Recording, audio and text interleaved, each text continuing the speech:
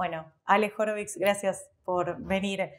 Quiero sacarte un poco de tu expertise sobre el peronismo y arrancar por una especie de análisis que puedas hacer respecto a la coyuntura global y la inserción de Argentina, considerando esta disputa de hegemonía que tienen Estados Unidos y China en América Latina en primer lugar y después en el resto del mundo.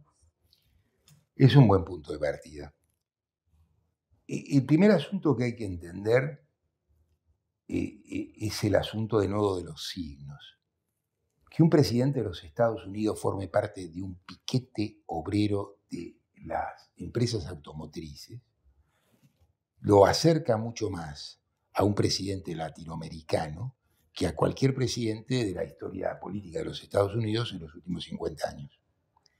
Entonces, uno se pregunta qué tuvo que pasar en los Estados Unidos para que el presidente de los Estados Unidos descubra una vez más el movimiento obrero.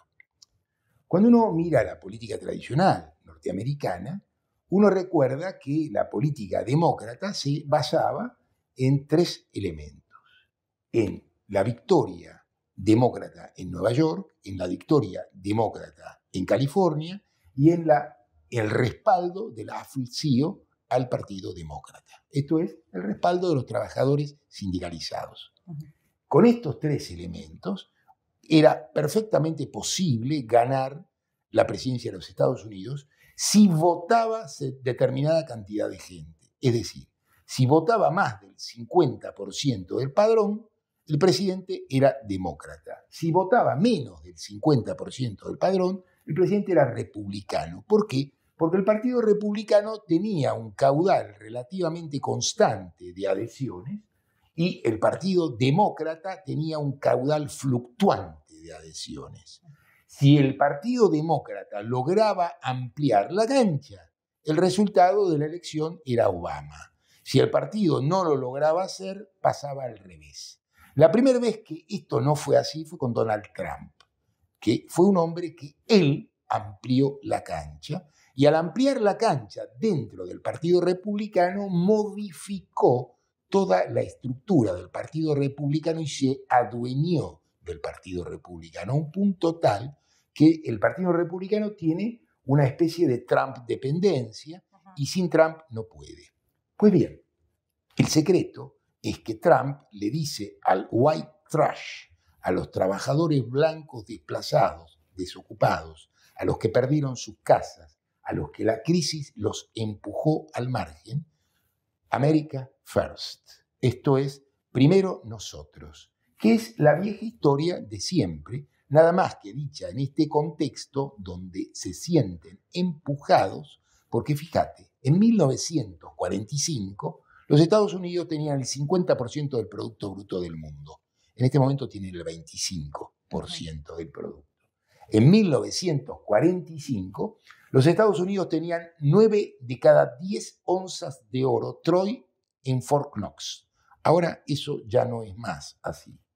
Y en 1945, el mundo entero le debía a los Estados Unidos. Y eso tampoco es más así. En ese periodo existía la fábrica típica, la fábrica fordista, la fábrica nacional. Ahora tenemos la fábrica global y la fábrica global está territorializada en China. China es la potencia emergente, pero los Estados Unidos habían ganado en el conflicto de la bipolaridad con la Unión Soviética, con el estallido del muro de Berlín en 1989, avanzaron a ser la potencia hegemónica absoluta. Quedó muy claro que no sabían qué hacer con eso. Y quedó muy claro que desestabilizaron todos los lugares donde intervinieron militarmente, y quedó muy claro que sus intervenciones militares no eran otra cosa que una catástrofe tras otra catástrofe, de situaciones donde la victoria militar no quería decir absolutamente nada, igual que en Afganistán. Y en todas estas partes se tuvieron que terminar retirando de mala manera y en malas condiciones. China viene saltando desde 1949 con la revolución de Mao, de ser En 1949, en el mundo, 1 de cada 3 habitantes era chino. Hoy es de cada 4.2 es uno chino. Es decir, la relación de la población del planeta y China se ha desincrementado en contra de China. Pero China y la Unión Soviética eran geográficamente 2 de los 5 países más grandes de este planeta y siguen siéndolo.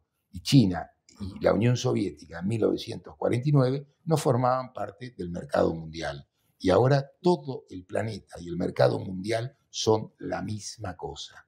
En 1945-46, América Latina era el patio trasero de los Estados Unidos. Los Estados Unidos eran el primer comprador, el primer vendedor y el primer inversor. Nada de todo esto ya sigue siendo cierto. China es el principal inversor de toda Sudamérica, China es el principal comprador de toda Sudamérica y China es el principal proveedor de toda Sudamérica. Es decir, todo esto se terminó y los Estados Unidos tienen que aprender a vivir en un mundo donde no pueden dictar las condiciones unilateralmente, donde su interés nacional no puede ser el único interés legítimo, porque el conflicto de los intereses nacionales se llama guerra. Y la guerra está a la vuelta de la esquina. Y en el único lugar donde en la guerra a los Estados Unidos le va bien es en las películas norteamericanas. Cuando no es en las películas norteamericanas, a los Estados Unidos no les va tan bien. Los Estados Unidos ganan la guerra donde tienen 3 tanques y el otro 1, donde tienen 3 soldados y el otro 1. Cuando la relación de fuerzas no es abrumadora, la valentía norteamericana es, para decirlo con mucha amabilidad, inexistente. Y hay un correlato económico detrás de esas intervenciones, ¿no? Sin ninguna duda. Y ahí entrando un poco en cómo viene a jugar Argentina con la historia económica, por lo menos reciente, que mencionás en tu último libro, que de paso lo menciono, Kirchnerismo desarmado. Hablas un poco de un modelo económico que condicionó la historia contemporánea argentina desde el 76, de la dictadura cívico-militar hasta ahora, ¿no? ¿Hay un vínculo en esta historia vista desde el plano internacional o mismo del rol de Estados Unidos? Es muy interesante. Cuando este modelo arranca, los Estados Unidos están en su momento hegemónico. Los Estados Unidos alcanzan su punto cúlmine en 1991, esto es bajo el gobierno de Carlos Saúl Menem, y hay una correspondencia directa entre la política menemista y la política norteamericana sin ninguna clase de duda. Pero conviene entender que la Argentina no es Panamá. ¿Esto qué quiere decir? En 1976, el bloque de clase dominante de la Argentina decide una nueva dirección, cambia de programa del Partido del Estado. Entre 1945 y 1975 se practicaron en la Argentina variaciones del Plan Pinedo. Es verdad que la versión de Perón del Plan Pinedo no es exactamente igual a la de Pinedo y que la de Frondizi no es igual a la de Perón y que la de Adalbert Krieger-Bacena no es ninguna de las otras dos y que el programa de Helvar no es ninguna de las otras 3, pero no son más que variaciones de política de sustitución de importaciones con distintas apoyaturas económicas y sociales y con distintas alineaciones internacionales. En la alineación de Helvar, la sociedad argentina le vendía a la Unión Soviética carnes y granos. La Unión Soviética era incapaz de alimentar a su población desde la Revolución Rusa de 1917 en adelante, y por lo tanto la importación de estos commodities era absolutamente decisiva. Que este era un argumento decisivo y estratégico del bloque de clase dominante de la Argentina, se comprueba que Helvar cae, Perón muere, Isabel cae, y esto permanece intocado. José Alfredo Martínez de Oz refrenda los acuerdos con la Unión Soviética. Mientras la Unión Soviética existió, fue un mercado comercial decisivo para la política exterior de la Argentina. Cuando el presidente Carter organiza el bloqueo de granos a la Unión Soviética, la Argentina no respeta ese bloqueo. Y no lo respeta porque tiene un acuerdo comercial y porque forma parte del interés estratégico de su bloque de clases dominantes. Entonces, la Argentina define desde adentro para afuera lo que le interesa y lo hizo sistémicamente siempre. Punto número 1. Cambia el programa y con el cambio de programa, ¿qué vemos? Entre 1975 y 1991, desde el Rodrigazo hasta el momento en que Cavallo establece la convertibilidad, tenemos una hiperinflación variable pero continua. Nunca hubo ningún año con menos de 100% de inflación. Y hubo hiperinflaciones de 16.000%. De modo que estamos hablando no de un accidente de mala praxis, sino de una política sistémica de disciplinamiento social. Entonces, cuando nosotros miramos esto, vemos un programa ejecutado sistémicamente, vemos que ese programa sistémico no se modifica y gobierne quien gobierne, esta línea de movimiento permanece inalterada. Por eso, después de 1985 en adelante, lo que tenemos son variaciones del Plan Austral. Y estas variaciones son la misma política que ejerció en su momento el presidente Alfonsín, y después vemos que esta política incluye el estallido, la hiperinflación y el cambio de moneda. Y el cambio de moneda no es ninguna otra cosa que reducir ceros a la moneda anterior. Entonces, para que se entienda lo que estoy tratando de decir, la idea de que un programa político es el resultado de 4 hombres inteligentes que se reúnen en una oficina y brillantemente ejecutan algo, es una idea trivial. Un programa del Partido del Estado es el interés sistémico del bloque de clases dominantes. Puede suceder, y con Pinedo sucedió, que un hombre se anticipó con mucho tiempo y notable inteligencia a todas las tendencias del mercado antes de que estas tendencias fueran más que esto, tendencias. Para que se entienda, Pinedo elabora su plan en 1940. En 1940 Hitler venía ganando la guerra. Esto es, había vencido en toda Europa y tenía a Gran Bretaña arrinconada y bombardeaba Londres.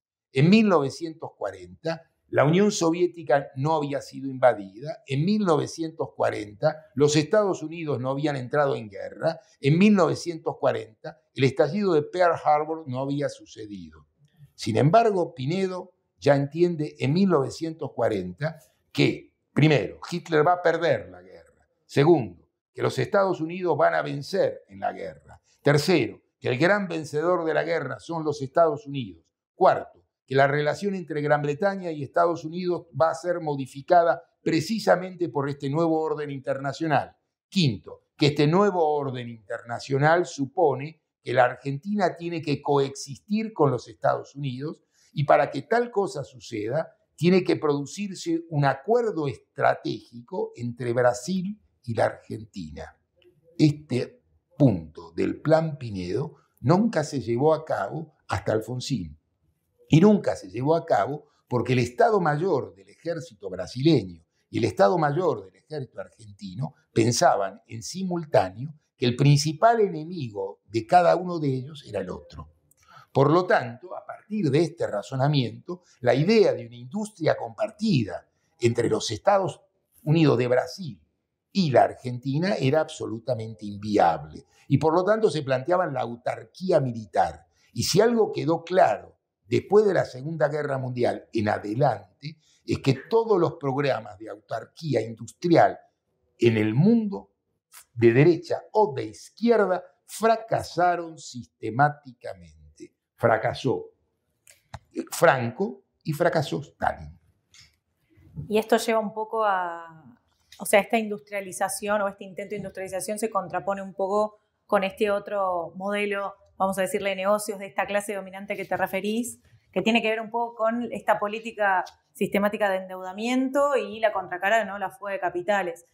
Como una especie de constante si esto se impuso en la dictadura, en la última dictadura militar, una constante que se mantuvo en los gobiernos constitucionales subsiguientes, ¿no? Así es. Del color político que sea. Sin ninguna duda.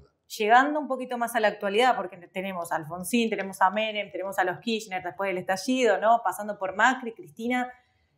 O sea, nadie pudo cambiar esa matriz. Nadie intentó, fíjate. Okay. Entre 1945 y 1975, gobernara quien gobernara, la torta se la llevaban entre el 42 y el 48%